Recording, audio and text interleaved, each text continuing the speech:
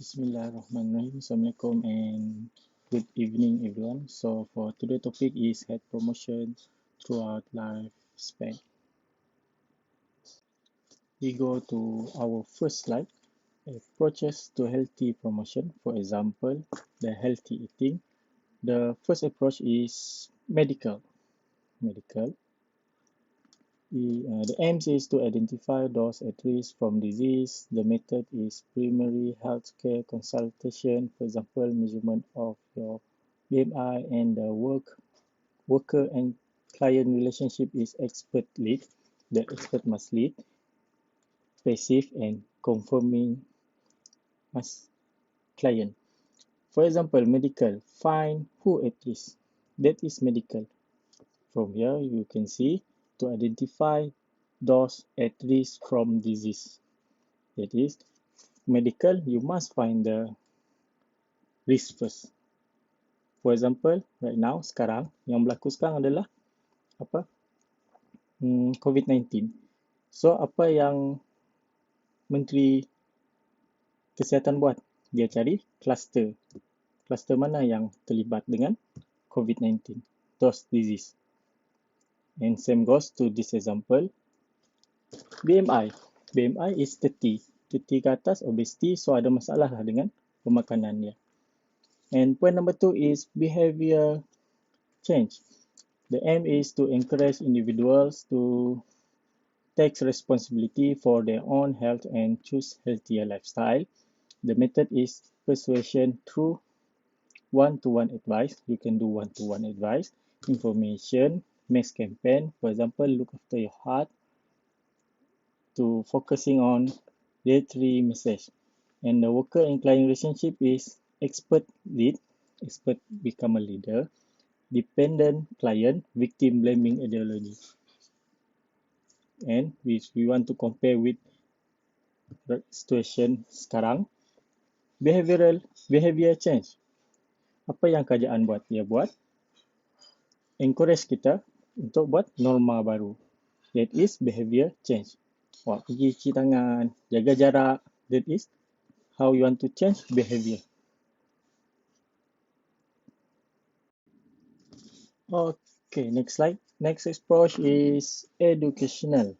Educational is the aim is to increase knowledge and skill about healthy lifestyles. The method is information, exploration of attitudes through small groups work, develop of skill, for example, women health group, and work and client relationship is may be expert lead and may also involve client in negotiation of issues for discussion. Okay, for educational, contoh untuk healthy eating. For situasi sekarang, COVID-19, apa yang berlaku? Apa yang kerajaan buat? Dia buat bagi tips cuci tangan, macam mana cuci tangan dengan betul, kebersihan diri, and then some of it untuk eating habit ni adalah dia bagi food pyramid. Dia educate people. That is educational. We educate people how to do a healthy lifestyle. And then next point is empowerment. Empowerment is the aim is to work with clients or communities to meet their perceived needs. Method is advocacy, negotiation, networking, facilitation. For example, food co-op, fat women group. Worker and client relationship is health promoter is facilitator and client become empowered. Okay, for example, dengue. Dengue ada satu disease juga. Dia datang daripada nyamuk Aedes. So what you do for empowerment? You do gotong royong. And how about COVID-19 yang berlaku sekarang ni? Apa yang kita buat? Contoh dia kerajaan Sarawak, dia bagi mask free. Dengan moto dia, sayang Sarawak, dia bagi mask free. Bila you dapat mask free, you will use mask to avoid COVID-19. That is empowerment. You give something to them so that they can apply it. And the last one is social change. The aim is to address inequality in health based on classes, race, gender, and geography. The method is development of organizational policy. For example, hospital catering policy. Apa yang berlaku di hospital? Di hospital takkan dia nak serve makanan yang tak sihat. Mesti dia serve makanan yang sihat kan? And then public health legislation. For example, food labeling. Pernah tak awak pergi ke, mestilah pernah kan, pergi ke McD. Kalau awak tengok ada satu kertas di atas talam dia tu, dia ada letak berapa dia punya karbohidrat, fat, garam dia, semua dia letak. That is food labeling. And then worker and client relationship is intel, social regulation and is top down. Okey, contoh dia yang berlaku sekarang ni COVID-19. Apa yang kerajaan Malaysia buat? They create a new rule based on those needs. Contoh, tak boleh limpas negeri, tak boleh lalu negeri. Itu rule yang dia buat to promote this healthy behavior. Next slide is aims and methods in health promotion. In this slide, you will see the aims and then what is the best method for you to focus on your aims. Number one is, the aim is health awareness goal, raising awareness or consciousness of health issue. What you can do, your method is talk, group work, mass media, display, and exhibition campaign. And aims number two is improving knowledge, providing information. What the appropriate method is one-on-one teaching, display and exhibition, right? Written materials, mass media, campaign, group teaching. Number three is self-empowering, improve self-awareness, self-esteem, decision-making. What you can do is group work, practicing decision-making, values clarification, social skill training, simulation, game and role play, assertiveness training, and counseling. This is the method for you to increase your self-esteem, self-empowerment. And next point is changing attitude and behavior. What you can do is group work, skill training, self-help group, one-to-one instruction group or individual therapy, written material and advice. And the last one is societal environmental change, changing the physical or social environment. What you can do is positive action for underserved groups, lobbying, you can do promotion, pressure group, community-based work, advocacy scheme, environmental measure, planning and policy making, organizational change, enforcement of law and regulation. That is what you can do.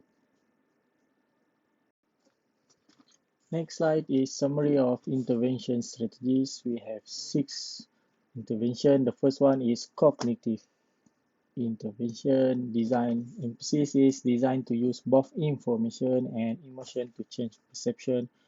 Number 2 is structural intervention designed to use changes in behavioral environment context to influence behavior. Number 3 is behavioral intervention designed to provide incentive, neutral or external, to reward desired behavior. Number 4 is policy intervention designed to use social force or approval to influence behaviors and related determinant. Number 5 is marketing intervention designed to create a change relationship with specific target population to provide benefits with lower obstacles cost.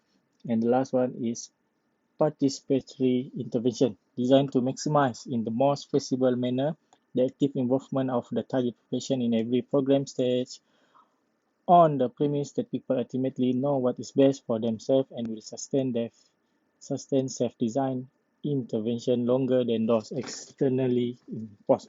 Okay, we go one by one. I explain one by one. Number 1, cognitive intervention. It is focused on information. Kamu bagi informasi kepada community, kepada your target population.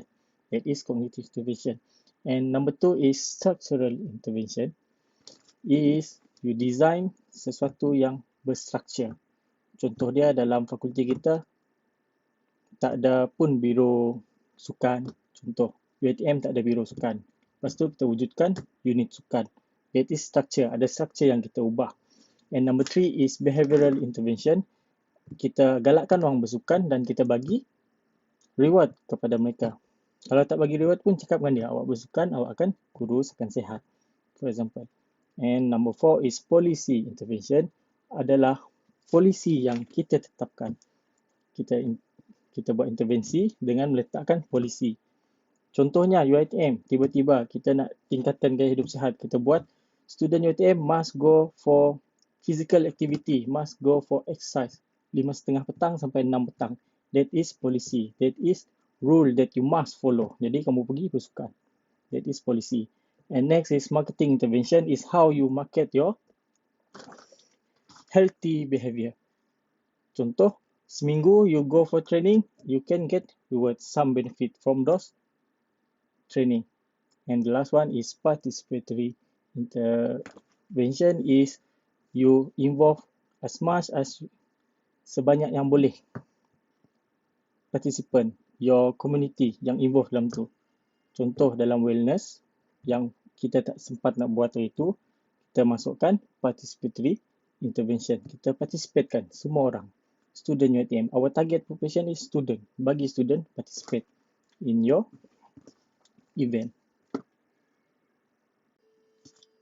Okay, next slide is summary of media method. This method is limited reach media. Limited reach media. The first one is pamphlet. Pamphlet is information transmission based where cognition rather than emotion is the desired outcome. You can give information by using pamphlet. Number 2 is information sheet. Quick, convenient information used as series with storage folder, not for complex behavior change. You bagi information sheet dengan community or your target population. Number 3 is newsletter. Continuity, personalized, labor intensive and require details, commitment and needs assessment before commencing. Kita pakai newspaper. Number 4 is poster. Agenda setting function, visual message, you must have visual, creative input required, and possibility of graffiti might be considered. Next is t-shirt. Emotive, personal, useful for cementing attitude and commitment to program and idea. Contoh, awak tengok orang pergi gym, tiba-tiba kat baju dia ada tulis no pain, no gain, apa benda semua tu lah. Contohnya, love your heart. Kalau ada larian untuk jaga kesihatan, macam tu, letak di baju. And then next is sticker, short message to identify, motivate the user and cement commitment, cheap and persuasive. And the last one is by using video, instructional, motivational, useful for personal viewing with adult as backup to other program. That is summary of media method that is limited. Okay, next slide is mass media reach. Mass media, ingat mass media. Tadi limited media reach, sekarang mass media reach. Number 1 is television. You can use TV. The characteristic is awareness, arousal, modeling, and image creation role. May be increasing useful in information and skill training as awareness and interest in health service. You can pakai TV, dekat TV ada iklan di TV. Next is radio. Radio is informative, interactive, talk-back, cost-effective, and used in creating awareness, providing information. Next is newspapers. Newspapers is long and short copy information material dependent on type of paper and day of week. Kita post dekat newspaper. And the last one is magazine. Magazine is wide readership and influence, useful as in supportive role and to inform and provide social proof. Okay, that is mass media reach. Semua tahu benda tu. And saya nak tambah satu lagi yang tak ada dalam slide ni adalah social media. Itu pun dah menjadi salah satu media method for us to do health promotion. Social media, betul tak? Kita boleh pakai Facebook, kita boleh pakai Instagram. Yang paling senang adalah pakai WhatsApp. Post sini, share sana, copy and paste sini, copy and paste sana. You can use it as a media method for you to promote health promotion. Okay, next slide is summary of group method in health promotion, which is didactic. Ingat didactic group method. The first one is lecture discussion, the best for knowledge transmission, motivation in large group yang besar, require dynamic, effective speaker with more knowledge than the audience. Number two is seminar, smaller group, smaller number, which is 2 to 20. Leader and group feedback. Leader must most knowledgeable in the group. Best for trainer learning. And the last one is conference. Can combine lecture and seminar technique. Best for professional development. Several authorities needed. Ketiga-tiga ni sebenarnya sama sahaja. Dia buat macam lecture. Cuma beza dia, lecture discussion, a large group. Seminar is a large but it becomes smaller group, that is seminar. Conference is a large group, sama juga large group, but also you can do LDK, latihan dalam kumpulan, that is conference in a smaller group. Mula-mula in the mess hall and then you go to the smaller room, that is conference. Next slide is experiential group method. Experiential. Kalau tadi didactic group method, sekarang ni experiential group method. Number one is skill training. Skill training require motivate individual, include explanation, demonstration, and practice. For example, relaxation technique, childbirth, and exercise. You demo to them how to do the correct exercise for weight loss, for example. And then number two is behavior modification. Behavior modification is learning and unlearning of specific habits. Stimulus response learning, generally behavior specific, for example, quit smoking phobia desensitization. Contoh dia smoking and then change the habit to become non-smoker, macam mana makan gula-gula ke apa ke. That is how to change behavior modification, behavior changing or modification.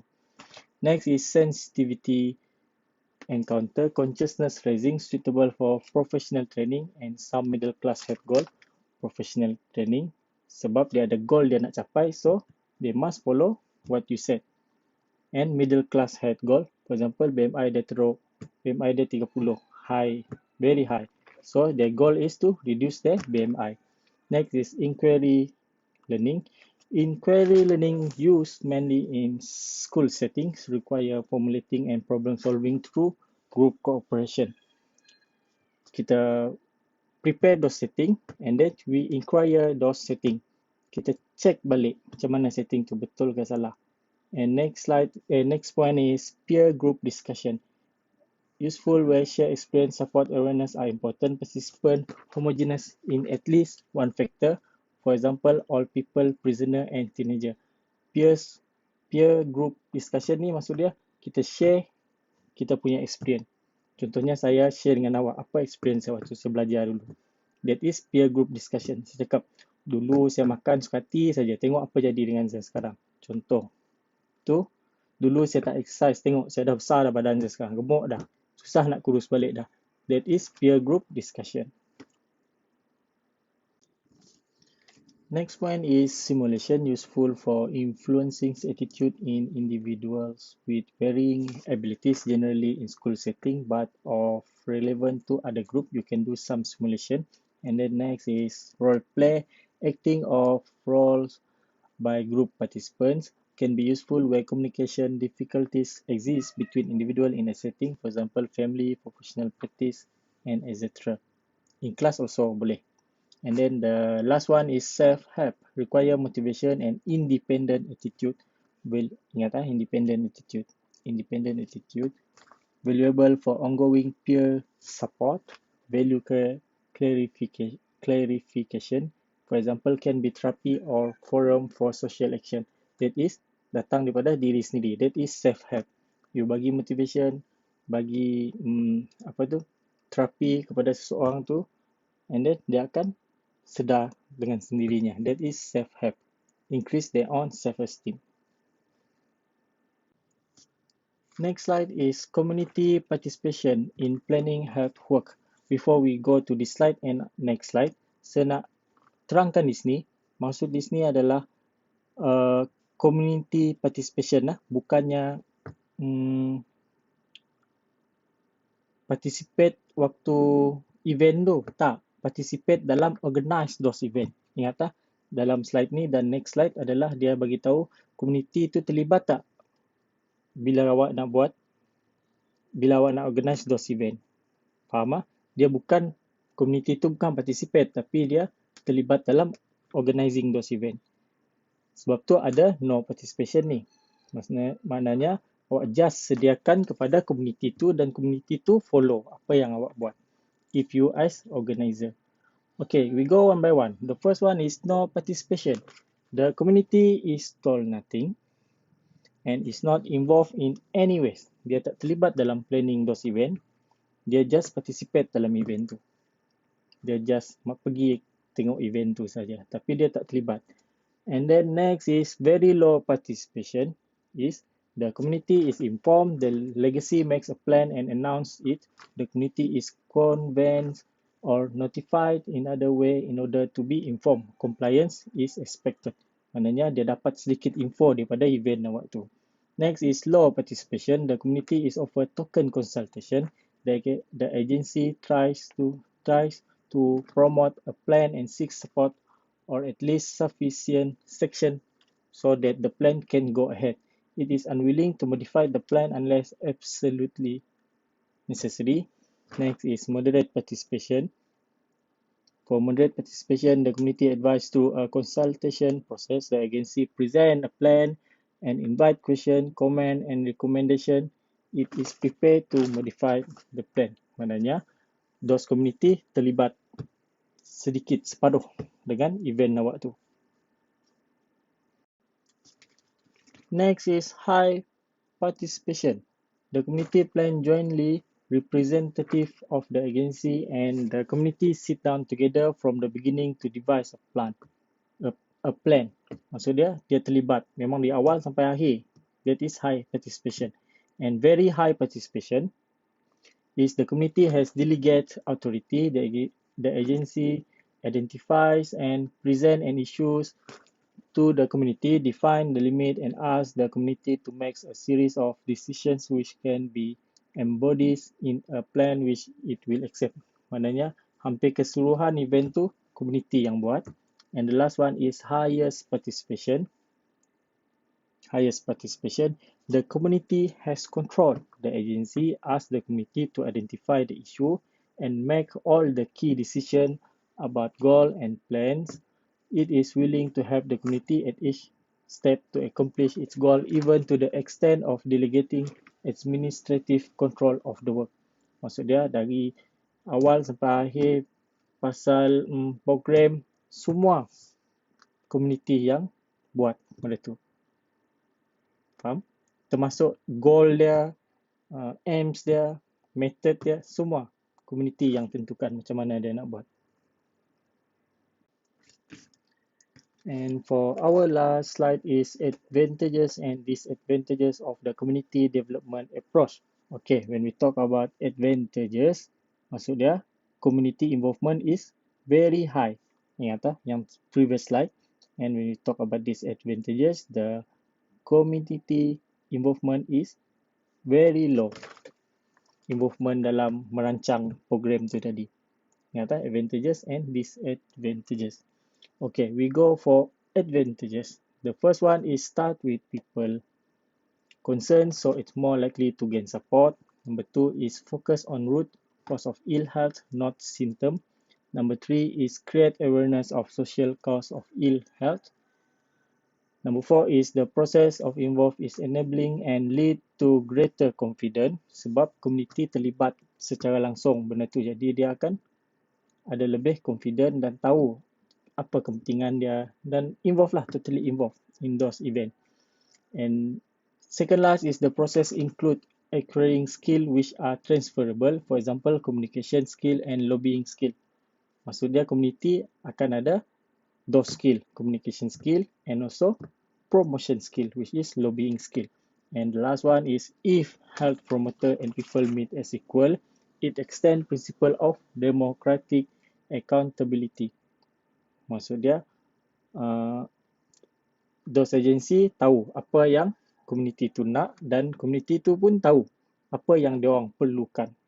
That is democratic.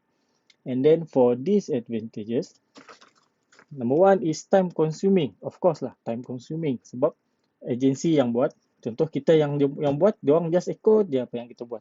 Jadi masa dia lebih singkat. And then result are often not tangible or quantifiable. Maksud dia sini adalah susah awak nak measure. Hard to measure and result dia pun tak solid. Not solid. And next is evaluation is difficult. Bila awak dapat result yang tak solid, it's hard for you to evaluate. Evaluation is difficult. And then next is without evaluation, gaining funding is difficult. Bila tak ada hasil, kita susah nak dapat funding. Next is the health promoter may find his or her role contradictory, which is inconsistent, or whom are they ultimately accountable, employer or community?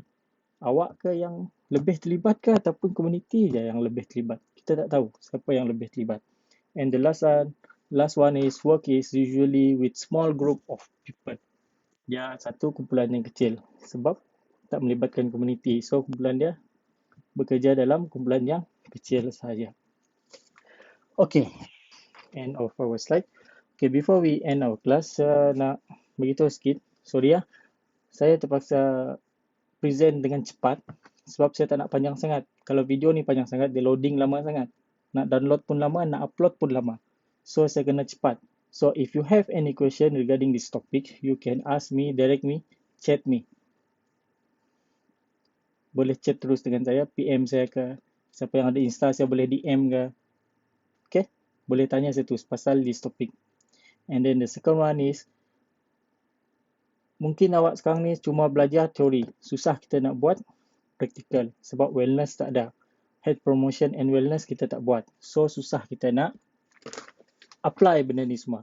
Tapi I hope you can relate it to your event yang tak jadi hari tu. Oh, rupanya ada pamphlet ni masuk dalam ni. Oh, macam ni saya nak advertise. Oh, event saya macam ni.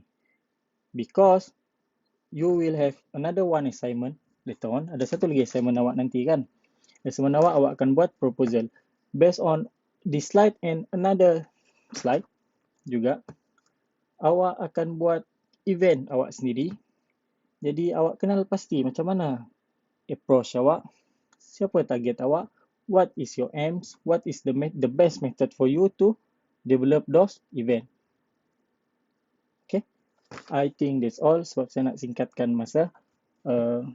Selamat Hari Raya dan selamat Hari Raya. Saya rasa tak lewat untuk saya dan selamat menyambut keamatan. I think that's all. Thank you for paying attention. See you when I see you.